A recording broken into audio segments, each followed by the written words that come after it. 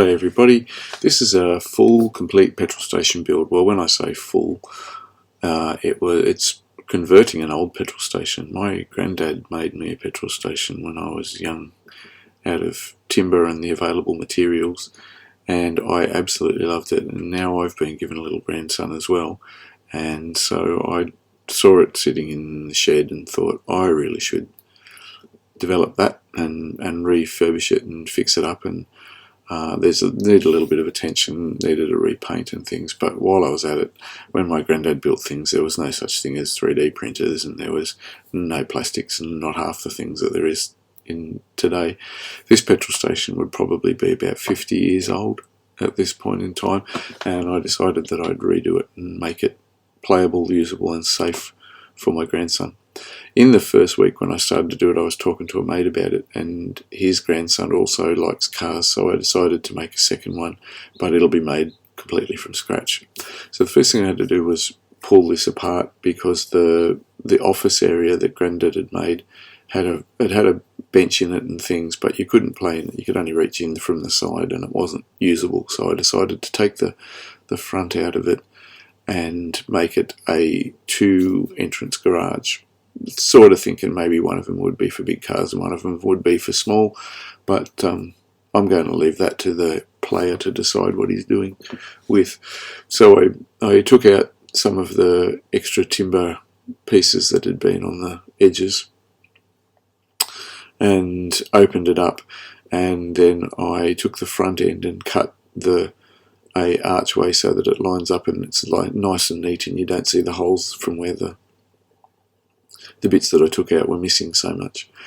You can see the petrol Bowser there was already done. I've sort of done this in a logical order rather than the actual chronological order that things were built, but we had to make sure that everything was going to fit and that a car was going to fit behind it and all of that, and so this will be what it's going to look like. The roof was sloping, and I want to make a big car and a small car garage, so I've added extensions onto the roof to make it flat, and then filled in the sides where some of the ply had got old and very thin and damaged, and I'm just using medium density fiberboard for that. And I was at a building job where they did a whole lot of laying of tiles, and they had a whole lot of MDF spaces in between all the tile sheets to keep them from scratching, and the blokes said they didn't need them, so I went, may I have them? And I have a very big stack of the MDF in skinny little pieces, so it's been quite handy. I went through and glued down and stuck down and nailed together all of the basic frame and outline, and rejigged the bits that were leaning over and were a little bit insecure from the Granddad's original thing. And then I set about to make the roof. Now in this particular one, the ramp that I made, I just cut 3/4 of the way along to leave it hanging and put a little nick in it and just folded it down, but it was the wrong idea. I should have just chopped it off. So if you're going to do it yourself, when you get to the ramp, don't. It was a pain in the backside for the whole of the build, having that thing hanging down, and every time I picked it up I thought it was going to break, so I wouldn't do that way again. So this will be the way that the service station is, with a little station on the top and big station on the bottom.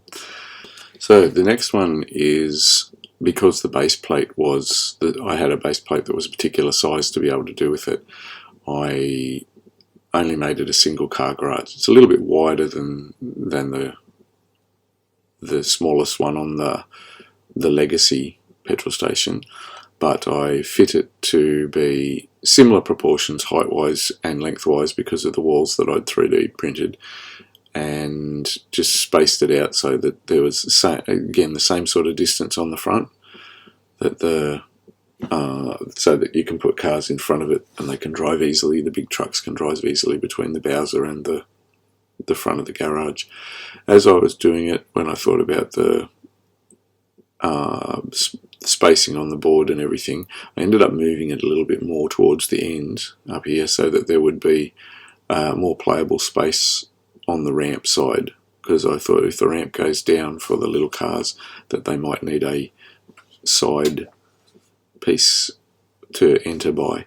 In the end, it's ended up being a little bit of a storage area for barrels and stuff, but I still think it looks well, and it makes it that the ramp doesn't extend out past the end of the driveway. So I wanted to do the same construction solidness that my grandfather did, so I cut some squares, angle squares for the corner, and glued them to the sides, glued with liquid nails, and nailed them on with brad tacks, and left them to dry. And so it's a solid little construction that kids can lean on and push down on and things like that, and it shouldn't break on them. So again, as I said, I'm showing this not so much in chronological order, but definitely in the way that it's makes sense order. So you'll see throughout it things that are 3D printed, which I'll talk about a little bit later when it comes time to paint and do things. So I made Bowsers and 3D printed some Bowsers in 2 scales, one for bigger cars, one for little cars, and I made a set of bollards and some manhole covers for the driveways. I also made a big gas tank that's ended up being a diesel tank for on the roof, and some pallets and some spare barrels and things, and the walls. And so I've printed those, and at this point in time, half of them are printed, but as the project went on, I realised things that I would need, and so I made bigger amounts of everything, and there's some photos of that as we travelled through. All the way through, it's all about when somebody's playing with this that they can pick it up and take it outside, that it'll probably get a little bit stood on, and all of those sorts of things. So I was really, really going for solid construction and solid looking fun play. Cleaning up, tidying up all the liquid nails for when I start painting it down the track, and bracing that wall so that it doesn't bend in the middle. The sheet doesn't bend. So there's a little thing there.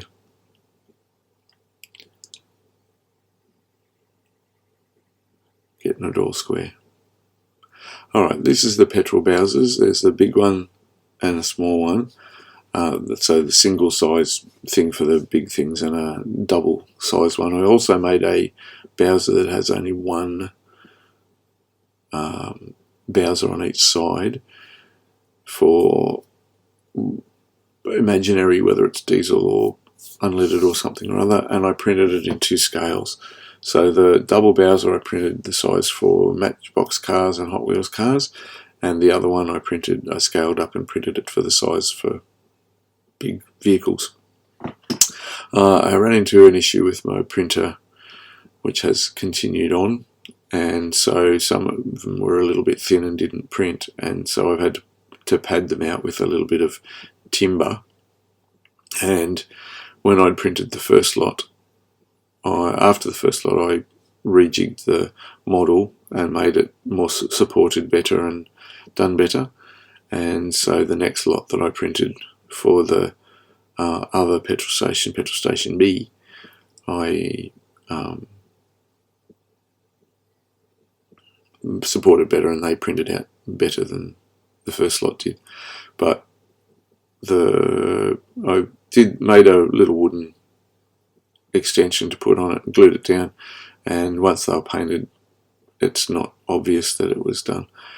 At the time of this part of the fielding, my sander had a dodgy belt, and so I've had to hand sand and use the bandsaw to shape these things where I normally would have put them on you turned on the electric sander and taken the edges off them that way. I am wearing a mask. You don't want to breathe this stuff.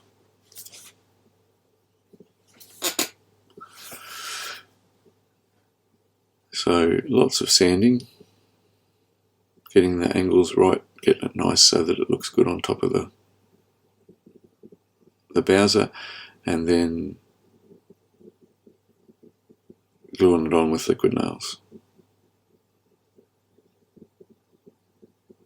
So I took the half printed top off the smaller Bowser and just left it with 2 tall pillars, and then so that's taken the little thing that didn't print properly, and then I glued the timber to the top of it. The one that did actually print, again, the support started to fail and it delaminated a little bit, and so I had to file it down and make it smoother with the way that it had bulged. Again, dialing in the printer, and there's been a lot of that in the last week and a bit. It's been quite a traumatic time for us 3D printing people.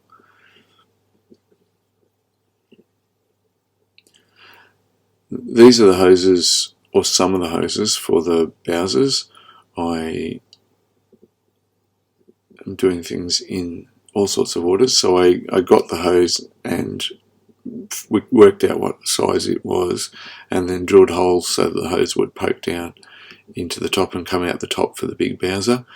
And for the small Bowsers, I drilled a hole into the top of the actual roof, I suppose you'd call it, cover, for the hoses to come down from. I changed my mind a little bit for the big one, and I ended up putting dowels in the top because I thought it would be a little bit more secure, and it looked a little bit more like the way that when the Bowsers, that the hoses come out the top usually have an extension on them, and so I thought it would be a better look for that. Oh, I remember what happened with this one. On that big one, it actually ran out of resin when it was printing, and the big one's taller than the smaller ones, and so by the time it ran out of resin, it was half across. That's why I had to glue the timber to the top. So cramped them all together, liquid nails them on, wiped them down, and left them overnight to dry, so that I just used mineral terps to wipe down the liquid nails, and then left them overnight to dry and be very solid and good.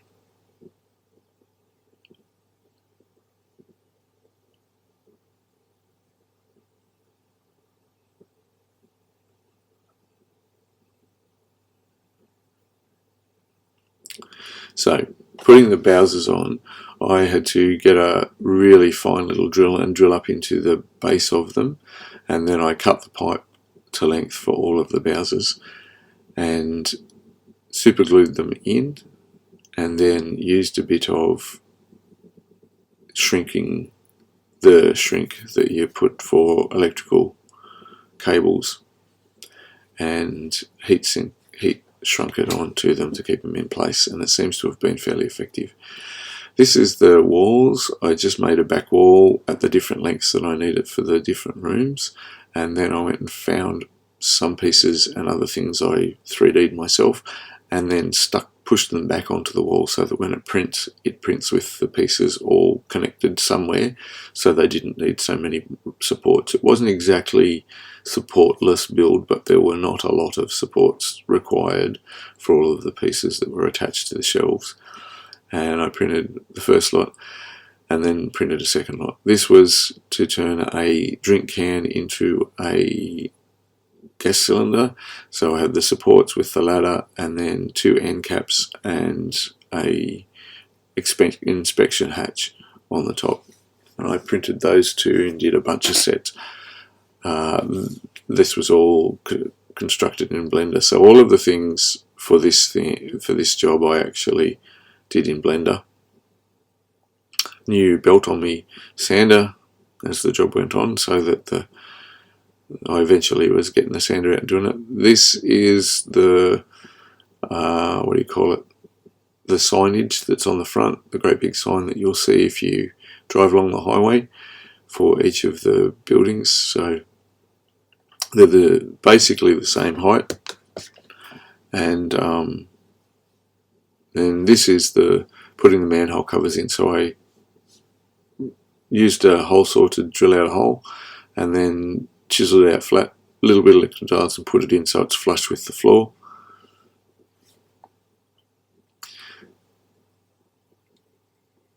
That's the roof for the smaller garage, for garage number 2. When I put the ramp on this one, I didn't allow for the ramp touching the base plate, and so later I had to put an extension on that, and you can see that when it happens. So this one, the sign, because of the space of the out the front, the sign is on the end and going to attach to the roof, and for the legacy one the sign is at the front. So then I cut some really thin dowels and some really thin strips of timber and glued them on and nailed them around the edges of both so that the cars don't roll off. I had the single barrels, but my grandson has a forklift, so I decided to make some barrels on a container, on a pallet, so his pallet fork can move it around. And I also made some stacks of barrels so that there's groups of 6. So as the days wore on, things got the photos got bigger and bigger. So that's a can with the pieces attached to it. And I also filled them with liquid nail, with expanding foam, so that the cans don't shrink. Spray can, rattle can outside for the red and for the black, and for a grey primer for some things. And I primed all the walls before I painted them with a light grey, and except for that one that's red. And as you can see, there was a little bit of problem with the printer. I rattle canned a black onto the base of the roof and the front of the buildings, but in the end, when I was touching up, I came back and redid that over with a matte, and then sprayed a matte spray over it as well. So you can see there that things are coming together. You've got one that's got the 2 bays and the other one that's got the single bay. Made different size tyres and different sort of accessories to go in to populate the inside of both of the garages, and apparently forgot to shrink down the time on some of the photos that I put in. So they're all outside just drying in the sun, which was hard to come by, and then began the process of painting. So all of the white things, anything that's white, had 3 coats of white on it. I did not show every single time I did it, but they all had multiple coats of white, and it was all about making sure that they were well and truly covered, so that when I put transfers or stickers or whatever was going to go onto them, that I didn't have to come back and touch anything up. So it's a little bit of fiddly with the paint. I thought about doing it with the airbrush, but it's just too fiddly and I didn't feel like masking it all off. But they came up looking pretty good. So then I had to decide which walls had to go where and what to do, and as you can see, there's stuff everywhere. The process of painting the walls was just a pick up each wall, do each colour. I did it as a sort of just a production line, and gradually went through. I had to do 2 coats of the dark grey, but most of the other colours, some of the red on the little paint cans and things that are on the shelves, the yellow on the buckets, all needed more than 1 coat. But some of the things didn't require heaps of coats. So progress is being made. The barrels were fun. I had to do 2 coats of green onto the green. So one of them is going to be castor oil, and the other one is going to be the branded diesel for each of the petrol stations.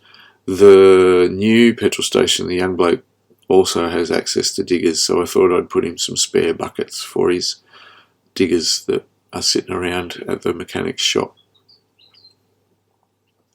So they were, this was just a cheapy ochre yellow from a $2 shop, and took several coats to get it to cover, but it came out alright, and the colour was excellent. It looked a little bit like Caterpillar yellow from the Caterpillar tractors. I went through and painted just some of the tools to look. I painted the handles to look like handles. I painted just picked cans to, as I was doing a colour, I picked cans and did them, and then all the boxes I made cardboard. I did a wash on the cardboard boxes, but there wasn't washes on the whole of the tool walls or any of the shelving and things that I might have done if it was a build for display.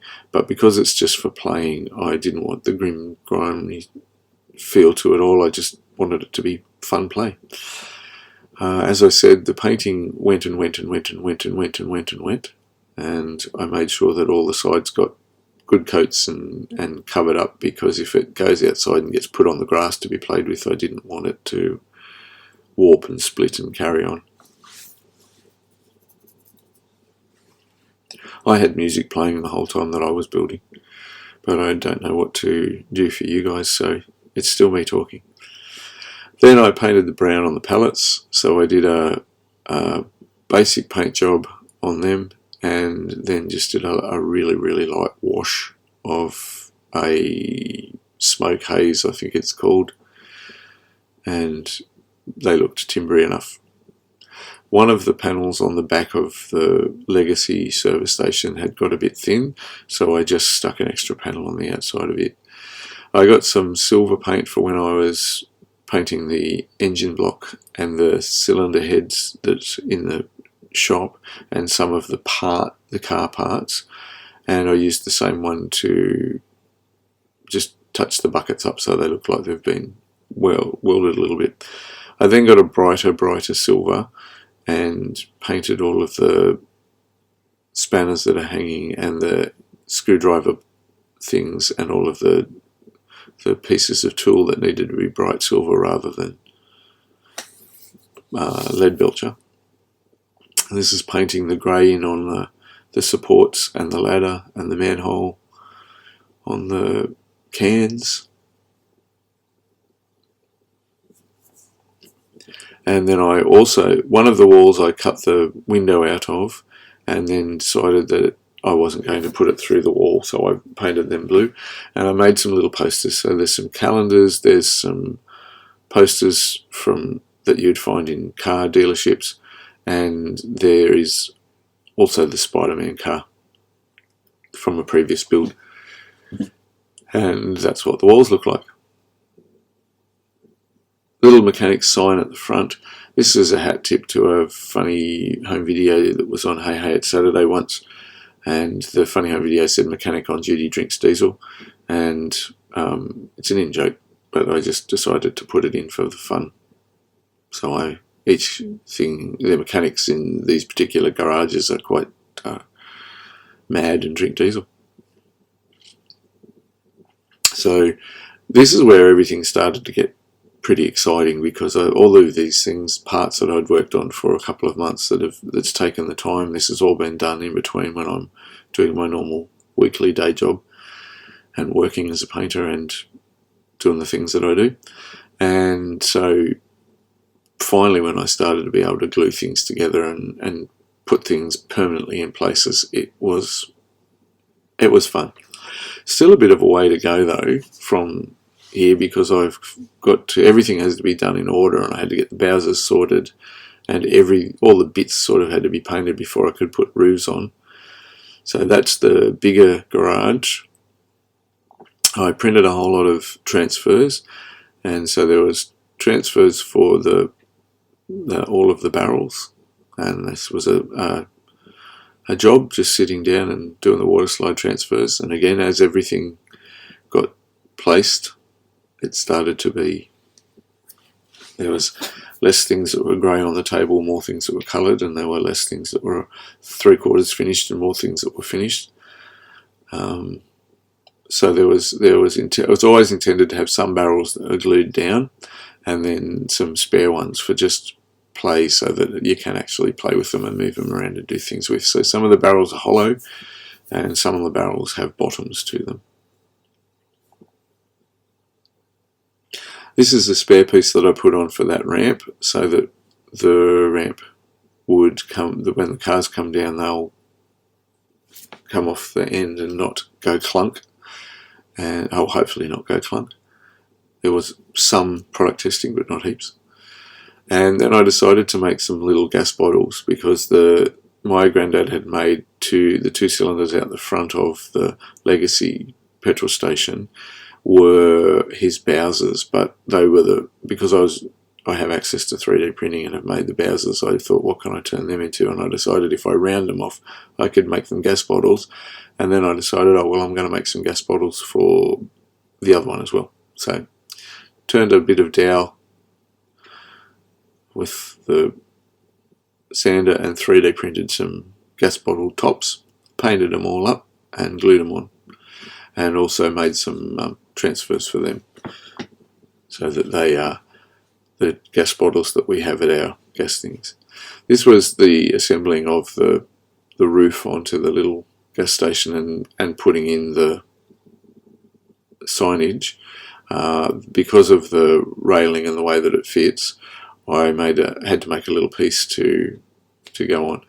The transfers were tricky. One of the things I discovered in this particular build is if you're going to do big transfers, that you need to let them sit longer in the water, and you also need to wet down your surface. But in the wetting down of the surface, the paper ones that didn't need to be transfers, some of them got wet fingers on them, so I had to reprint some of them, and there was a little bit of argy-bargy going on. I don't know whether you see it on the video, but a couple of times I shook my head at myself and went, oh, strike me light. So the things that were red and not white got paper transfers on them, just printed paper that then had a clear put over the top of it, and the things that are white got water slide transfers. This is the putting in of the big Bowser nozzles, and in between, once I doubled the number of service stations I was making, I didn't have enough Bowsers, so everything got reprinted, and I went and got a very flexible bungee cord. It's a little thin bungee cord, which means that the Bowsers are far more flexible than the electrical cable that I had. So they're the electrical cable ones on the little Bowsers, but the big one's got a big flexi cable. I slid down the heat shrink joiner cover thing that you use for electronics onto the dowel that I'd put in the top of them. So they got a little dowel put in with a hole drilled down the middle big enough to put the bungee into, put that on, and then all of those got shrunk on with the heat gun to make them a lot more secure, a little bit harder to accidentally pull out. So super glued and fixed in, and then the heatsink just makes it a little bit more, it also looks a little bit more professional, a little bit neater with the heatsink on it. All of these processes were printed over and over and over, repeated over and over again with each thing that I did. And so it was, as I said before, everything was sort of a process where you do a job and that's the thing you do. Nozzles also had heat shrink put on, they were glued in, and then a heat shrink was slid up those and put into them. The 3D model has holes in it for the nozzles to go in, and so the Bowser actually works as you can pull them out and attach them to your car, and you can also put them in. So this being the second Bowser that I hadn't done, I'm just showing you sliding the heatsink on. I cut them the same length for everything, so everything was ready to go. Ran out of super glue, got another super glue. I think I went through about 2 dozen or something super glues in the building of this thing. It wasn't 2 dozen, but I think it was a dozen. It was 2 boxes of 6. And then I put a little, before I slid the heatsink on, I put a little cut in it so that it slid up over the hand piece of the Bowser. And then I got a nail, and after I'd shrunk it once, I poked a hole in it and redid it so that it formed to the handle of the Bowser a bit better. And then it was same thing. Repeat, heat, repeat, heat, repeat, heat, and the second Bowser is completed as well. And I then had the same to do the same bungee cords for the little ones. I had more Bowsers than I had petrol stations, so some of them got the original electrical cable hoses, and some of them got the bungee cord hoses. So I think the single Bowsers with the red ones got the less flexible pre-done hose, and I went to all the effort of putting it on and attaching it, and then it fell out of the hole, and so I put it back in and stuck a little bit of glue up the side of it, so it just needed a little bit more gluing, but it also helped to keep the Bowser hose coming down in a direction that it's not going to get tangled and go all over the place and rip out later when somebody's playing with it. So those ones are a little bit less flexible than the bungee cord, and if I was to do it again, I'd absolutely do bungee cord the whole way, but because I'd already pre-assembled some and got them, I decided to use them as well. So I'm figuring that the double-sided one might get the more use, so they were the ones that got the super flexible bungee cord.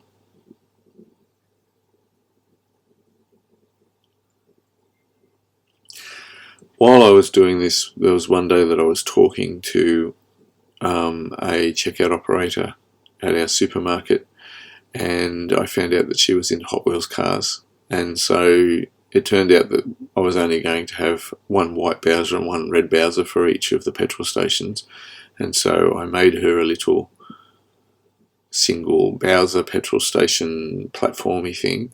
I've put you may see that floating around as the build continues, but I put it in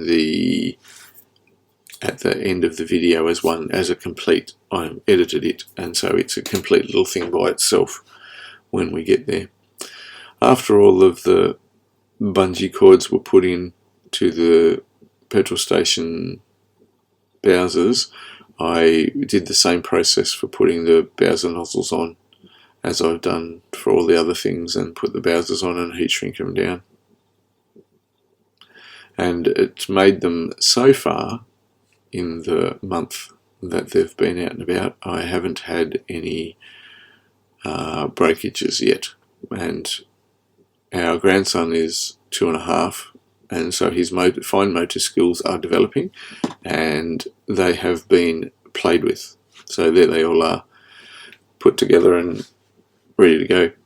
I think the next thing is doing the waterside transfers, and as I said, if you're going to do a big transfer, make sure you leave it long enough for it to be almost fallen off by itself. I think I discovered when I was doing the Bowsers was that I had set the transfers for the second Bowser and apparently had enlarged it more than the first one, and so I had to trim the first Bowser down a little bit. So the large Bowsers are actually two different sizes, but they don't look like it so much with the timber stuck on top of the one. Coming together.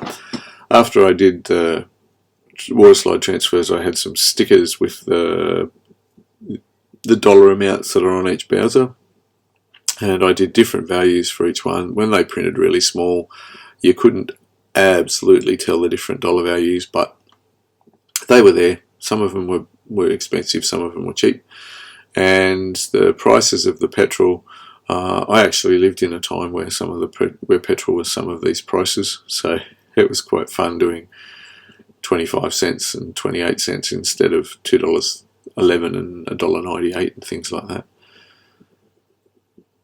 So that was all the big ones. This is all the little ones, the tiny weeny little Bowser.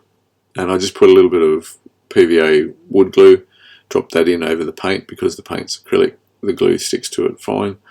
And I put the Bowsers in, and then everybody got a coat of matte varnish sprayed over the top of them to seal everything in.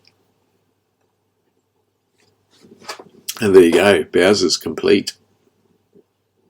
You'd think we would be right close to the end, wouldn't you? So now it was time to put things on. So this got liquid nailed and screwed up through the bottom so that it was well and truly stuck on. And as I said, I redid the black and neatened up around some of the bottom of the buildings and things with from when I was painting the grey. There was a little bit of back and forth with that. So it got its lid on, and then there's a piece that goes in. I glued this little piece in that so that the colour comes down. Everything got liquid nailed and nailed so that the stations can be lifted by their roofs and kids can move them around, and it's I really wanted things to be as solid as they had been for me when I was a child.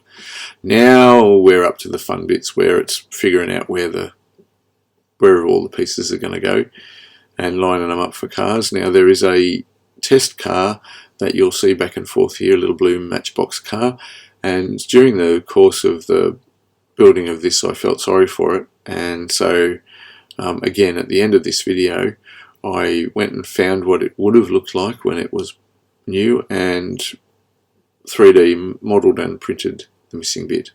A couple of mini glamour shots there.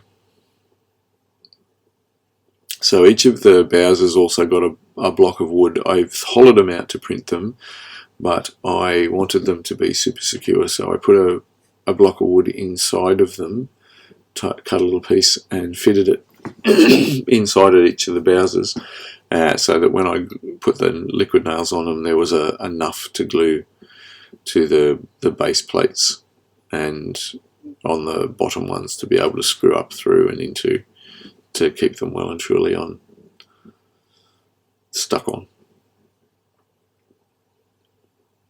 And that is the process that you're seeing happening, or the activity that you're seeing happen now.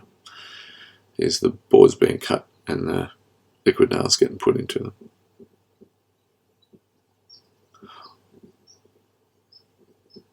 I used super glue and a little pin nail to hold the bollards into place, and some of the nails were taken out later because they were I could feel them underneath, and I didn't want it, if it goes on carpet, I didn't want the nail heads to pull the carpet out.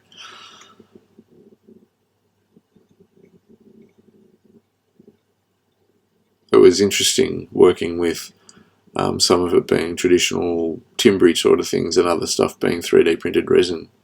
There's things you can drill, there's things you can nail, there's things you can hang on to with a pair of pliers, and then there are things that you can't. Weighted them down with some paint tins so that they didn't fall over while they were curing. Stuck the bollards on so the cars can't run into the petrol stations. Two types of bollards depending upon where you're at.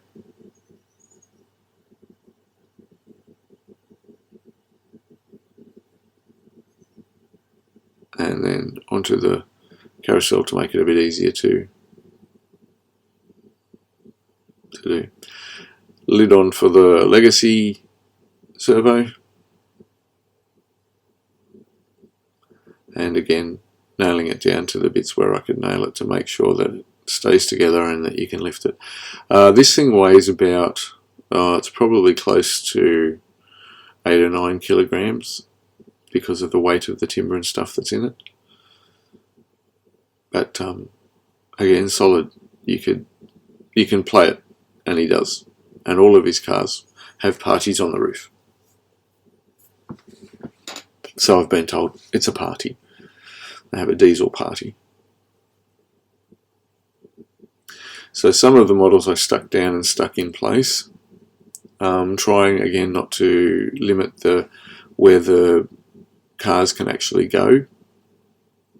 So to make, there was a lot of pieces floating around, and I wanted some of it to be just visually appealing and interesting and fun, but I did want some of the pieces to be able to be moved around and for the children to make up their own stories and put things where they want to put them. All of the placement was just eyeballed. It was done with just moving the car around and making sure that the cars could glass either side of them, and that play wouldn't be interrupted as much as I could.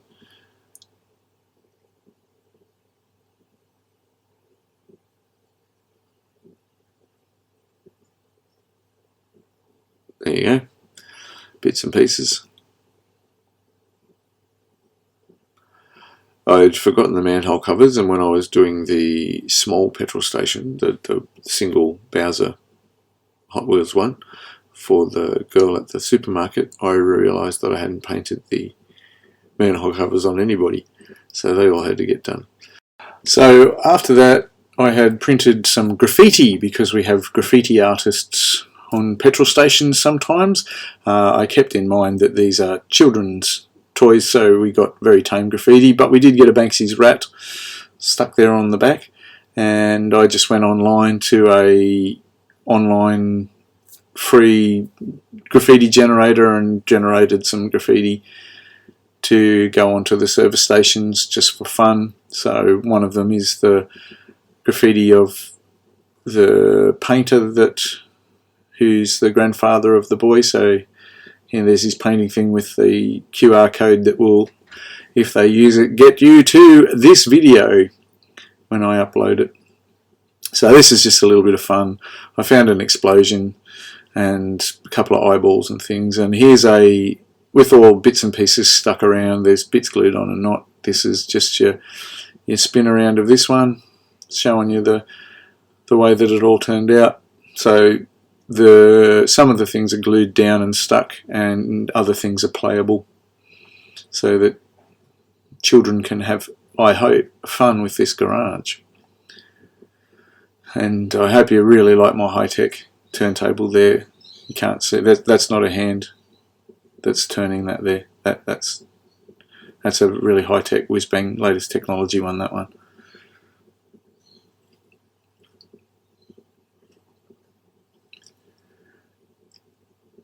I was really chuffed with the way that the rooms come out when you look in, and following this little bit, I think directly after it, there's a walkthrough from my phone's angle that gives you a little bit more of a bird's eye or a toy's eye view if you were a toy, looking at if you're a small person that could use the garage. So some glamour shots just of the bits and pieces, and there you have it.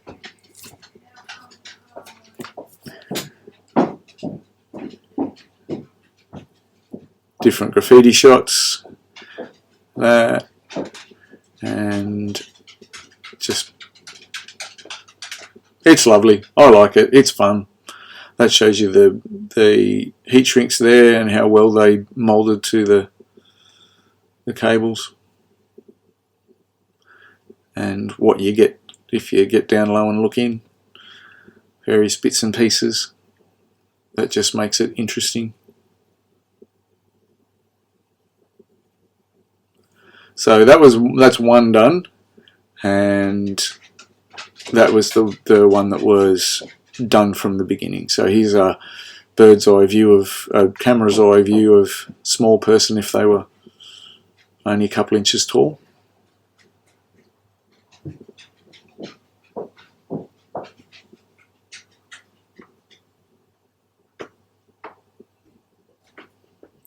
Barrel stuck down, pallets not. Bowsers and bollards.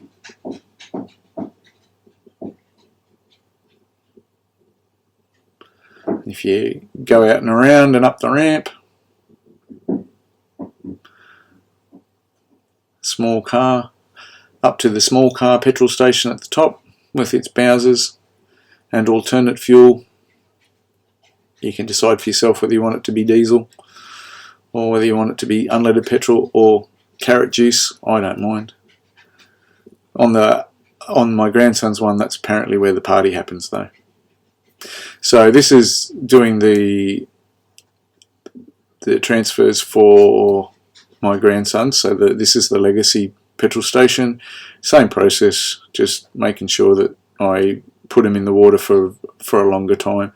And I also found out with the bigger ones that if you put a extra heavy duty layer of clear on them after you've printed them, they tend to stay together better and don't rip as much when you're trying to do the trying to get the water slide to slide off.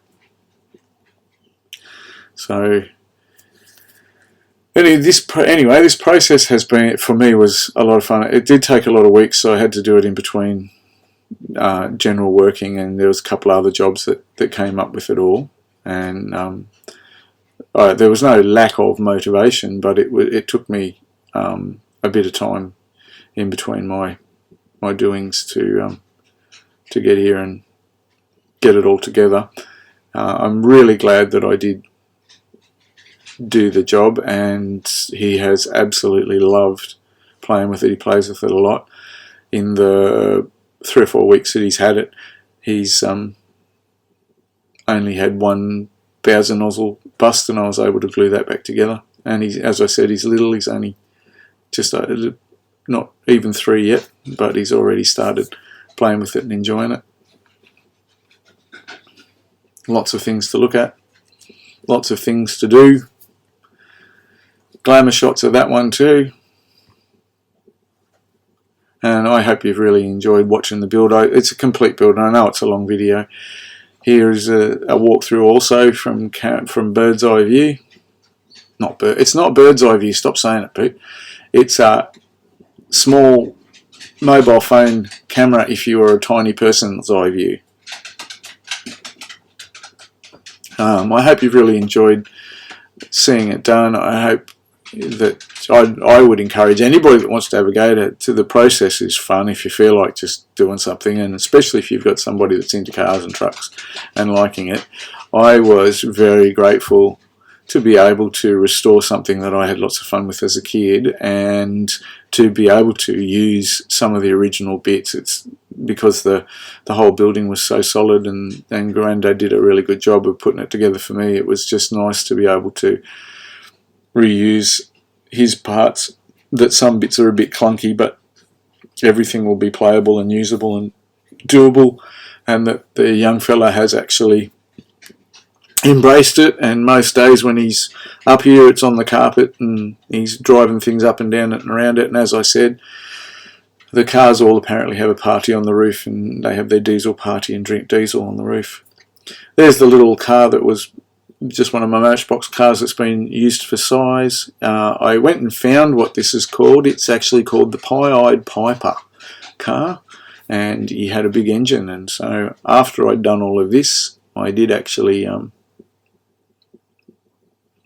go back and give him a jump onto Blender and make him a new engine. And it's not exactly the one that it should have been, but he looks a hell of a lot better with an engine than he did without one. So there you go, that's it. There's the lad having his first go at it on the first day. Everybody drove to the top, but he's since helped himself out. Now, this is the other one. So the girl that I met at the checkout that's into Hot Wheels cars, it was funny, the conversation went, and I decided, because I had one spare Bowser, to do for her just a single plate service station. I was very happy that she was thrilled when I took it there, and I asked her on the day what service station they use, and so I had to do a different colour scheme for her service station. So I painted this thing red, and then where I knew the transfers were going, I painted it white, because it's white lettering reversed out on red. And so, as I said, I put all of these together for continuity of story, but some of this was getting done while some of the other Bowsers were getting glued down and things like that. And so then this was done, I put transfers on, and then I also made some paper stickers that got glued onto that sign, onto the thing as well. And this was when I realised that I hadn't painted any of the manhole covers. So there's that little bit, and thankfully she gave me some photographs of her own when she got it home, she put it up. So there's some glamour shots at the end. Here we go with some more video that apparently I haven't sped up. So bear with me. I hope you're still enjoying the movie. Feel free to comment or do anything. If I get a chance and if I can make the STL files to be sensible and workable, I will upload them to Thingiverse for anybody to have a look at. That won't happen. This is the end of June in 2025. It won't be happening this month. There's a bunch of projects that are happening. So if you do want to go looking for the STL files, if you'd like to do this yourself, I'll try and put up all the bowsers, all the bollards, all the service station walls, and the great big diesel container, Coke can, soft drink can, ends and stands, and I am not going to support them. If the files go up there, they'll be unsupported, so you'll need to support them yourself. But that's because mostly when I get things, I actually support them myself anyway, so that they don't fail when they're in the printer. And so I will trust you to be able to do your own as well. So that's the warning sticker and a poster going on the I don't know what you call it. It's the red thing that sits over the top of the station. And here's the glamour shots that she sent me on her phone, from her phone, to say this is where they're good. Pie-eyed Piper, that's what he's supposed to look like from brand new in his Matchbox. He was tricked out with a full engine, and so I jumped on Blender, made an engine, had to do it, enlarge it to 3 different sizes to find one that fitted, and then I gave it a spray up, and there you go. So that is the build. I thank you very much for watching, and I hope that you've had a lovely time, and I'll see you next build.